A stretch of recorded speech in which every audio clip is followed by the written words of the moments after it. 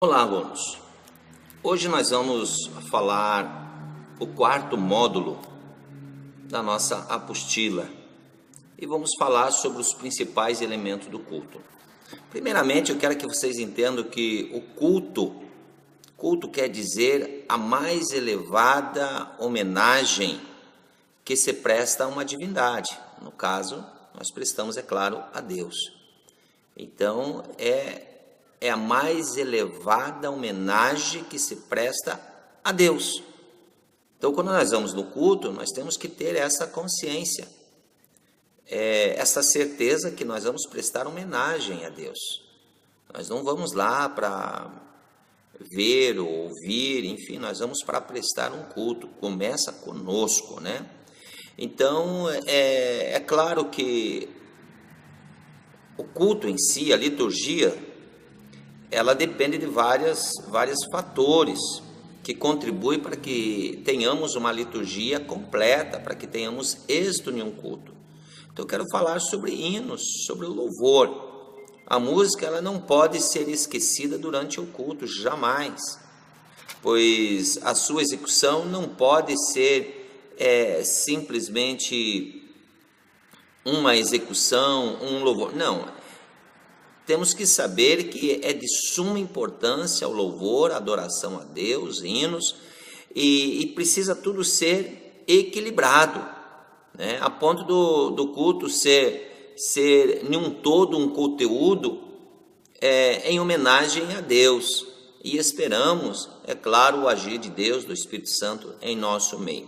Então, há 3 elementos em que a congregação deve ser preparada psicologicamente para o culto.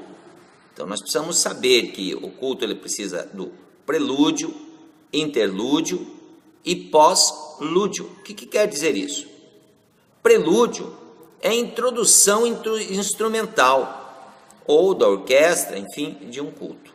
Então prelúdio é introdução, é aquele momento introdutório, é início do culto, né? Muitas vezes até antes do seu início, a fim de facilitar a unidade de espírito entre os crentes. Então, a música do prelúdio deve ser do mais alto nível, tá? Então, antes do culto, o prelúdio, que é o início, inicia-se com um louvor de adoração a Deus. Interlúdio é a peça musical executada, né? Preferencialmente pelos conjuntos musicais, com o fim de preparar psicologicamente, como já temos falado, o auditório ou o povo para o sermão central, para a mensagem, para a ministração da palavra.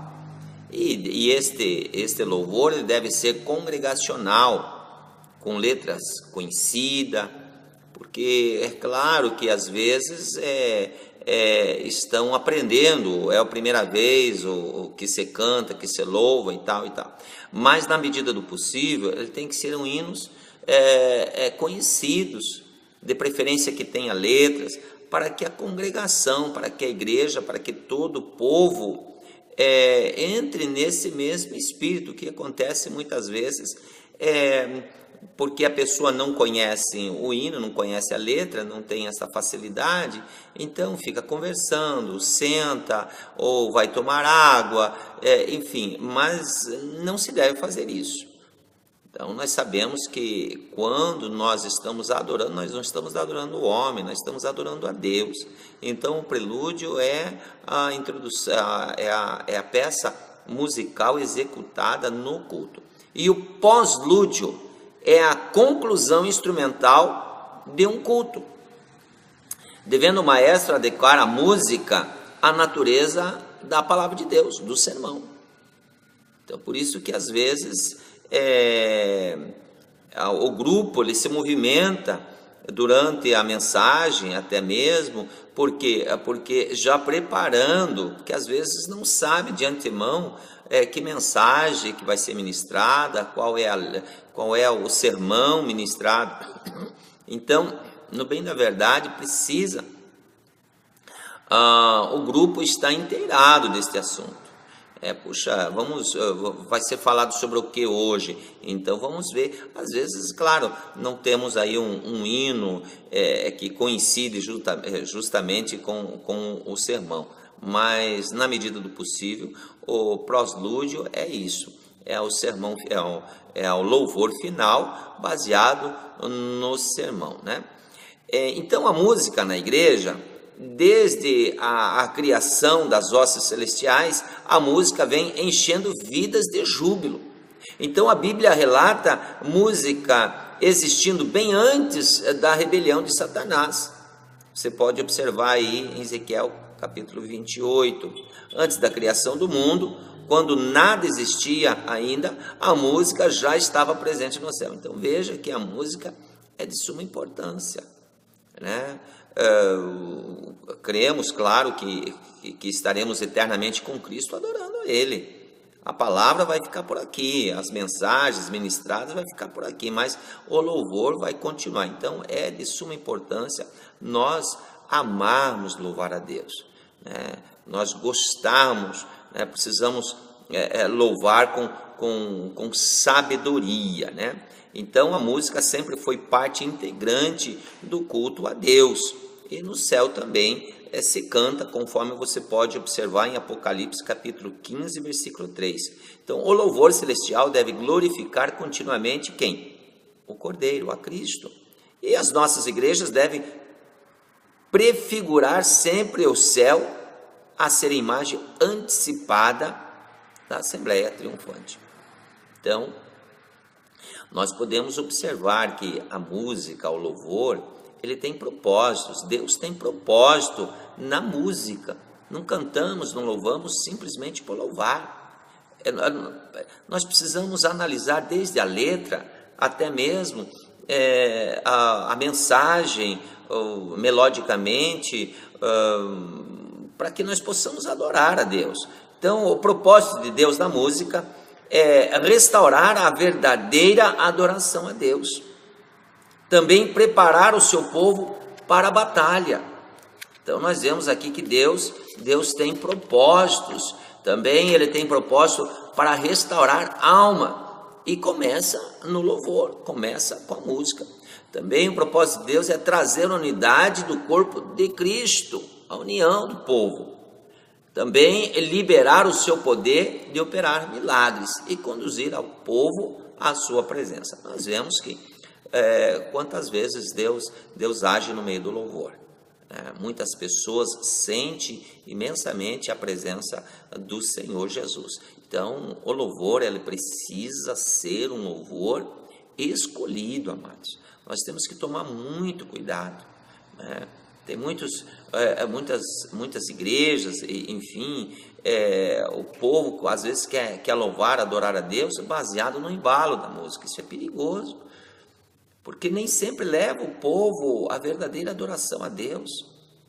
Muitas vezes leva o povo a só alegrar a carne, o seu corpo, e isso é perigoso. Nós estamos na casa de Deus, veja bem, preste atenção. O culto é verdadeira adoração a Deus, tá? Então nós precisamos adorar a Ele em espírito e em verdade. Em espírito quer dizer não com a carne. Então o louvor em si precisa ser um louvor que chame a atenção de Deus, que leve o povo à verdadeira adoração a Deus. Então falamos aí do louvor, que é algo de extrema importância no culto. Por isso que, biblicamente, vemos que o povo que louvava a Deus eram mestres. Os levitas eram mestres, porque faziam o seu melhor. E hoje nem sempre nós vemos isso. Às vezes a pessoa vai cantar e já diz, olha, desculpa, os irmãos não reparem, porque eu não ensaiei, mas é para Deus. Não. Se você não ensaiou, deixa para a próxima. Ensaie, procure fazer o seu melhor a Deus, que é isso que é importante, fazer o melhor a Deus, Então quer dizer que para o homem nós vamos nos preparar mais, e para Deus de qualquer jeito. Isso aí não se deve fazer. Claro que, como nós estamos falando sobre a liturgia do culto, sobre a ordem do culto, vamos falar também sobre a leitura bíblica, que ela precisa ocupar um lugar de destaque no culto. A leitura bíblica é como uma chave que abre a nossa mente e prepara o nosso coração, prepara o nosso espírito para adorar a Deus. Nas igrejas tradicionais, geralmente o povo fica em pé na leitura da palavra de Deus. Em algumas igrejas, os crentes permanecem sentados, mas na verdade deve-se ter muito respeito quando se está lendo a palavra de Deus. Então, se você entende que o respeitar a palavra de Deus é ficar em pé, então fica em pé. Tem pessoas que têm uma canseira tremenda no culto, né? E às vezes o pregador já diz assim: não preciso nem ficar em pé. Às vezes quem vai fazer a leitura litúrgica, né? Porque é rápida, mas no bem da verdade, todos devemos ficar em pé para ouvir a voz de Deus. A palavra é a voz de Deus. Então, a leitura bíblica introducional. Também vamos falar sobre o valor da oração. É bom começar o culto com uma oração, que é um dos principais e indispensáveis elementos do culto cristão. A oração é a respiração da alma. Por ela falamos, conversamos e, é claro, conversamos com Deus. E deve ocupar um lugar muito saliente no culto.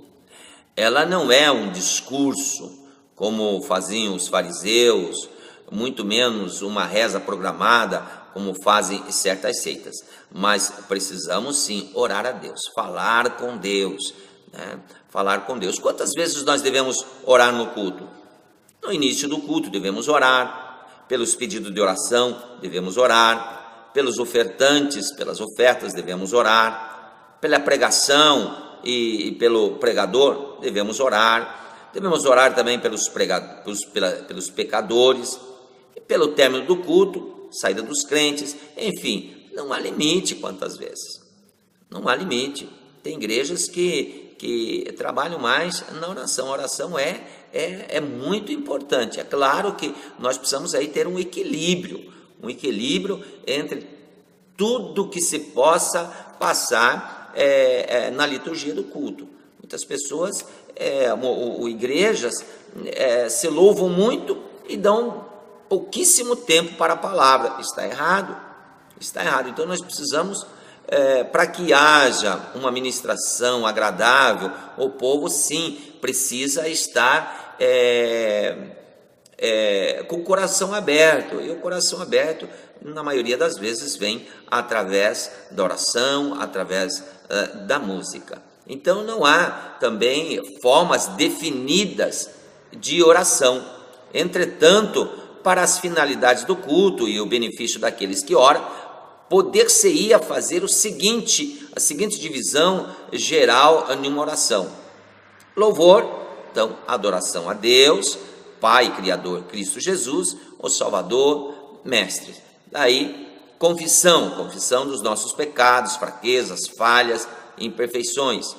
Súplica, pedindo perdão dos nossos pecados, apresentando necessidades diárias, rogando força a fim que vivemos para Ele e pedindo direção para o dia. Intercessão por aqueles a quem amamos, ou seja, a família, amigo, e também pela sociedade em que vivemos, porque por esse país, pelas igrejas, e enfim, pelos que estão pregando a palavra e assim por diante. Ação de graça, pelo amor e cuidado diário que Deus tem tido para conosco, pela cruz, pela morte dele, pela resposta de Deus que tem dado às nossas orações. Então, aí são formas definidas de oração que nós podemos realizar em nossas vidas, né? Mais alguns pontos que você precisa saber sobre a oração. Quando você termina a sua oração, você precisa usar sempre uma expressão que efetivamente diga que você está orando quem? Em nome de quem? Em nome de Jesus. Em nome de Jesus. Certas pessoas costumam empregar termos como alguns termos como por amor a Ele, em nome do Senhor e etc. Mas, no bem da verdade, tudo nós devemos fazer em nome claro, de Jesus. A última observação: ore sempre acerca de coisas definidas. Nunca chegue para orar sem você saber o porquê que você está orando, qual é o ponto que você vai empregar a tua oração, de que forma que você vai fazer isto. Isto é muito importante. Não fique vagueando com palavras, muitas vezes palavras sem sentido. Apresente a Deus coisas definidas, tal como faz quando deseja que alguém faça algo para você. Seja reto, seja direcionado para aquilo. Isto porque Jesus ordenou que orássemos, claro, em seu nome. Tudo quando pedires em meu nome, isto farei. Então nós precisamos pedir com diligência, com sabedoria e com afinco, com dedicação. Também vamos falar sobre a contribuição que faz parte do culto. Quando nada se oferta a Deus, o culto não pode, é claro, jamais ser perfeito.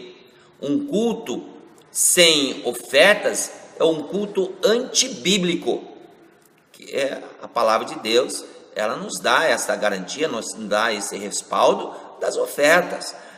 Pois as ofertas representam a expressão de gratidão do cultuador.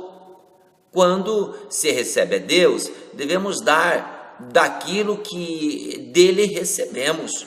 A contribuição no culto é bíblico, quer venha ela de pessoas ricas ou pobres. Você pode ver em Marcos capítulo 12, versículo 41 ao 44, que diz assim: cada um contribua segundo o propósito do seu coração, não com tristeza ou por necessidade, porque Deus ama ao que dá com alegria. 2 Coríntios 9 e 7. Então, sabemos que tem muitas igrejas, muitas concentrações, um povo ou até mesmo seita que trabalha contra o dízimo, dizendo que não é bíblico, mas na verdade a palavra de Deus ela é reta, não temos como tirar. Uns dizem, não, mas isso aí foi no Velho Testamento. Não, também, porque estamos aí falando sobre o Novo Testamento. Então muitas pessoas procuram se desviar disso, mas na verdade não.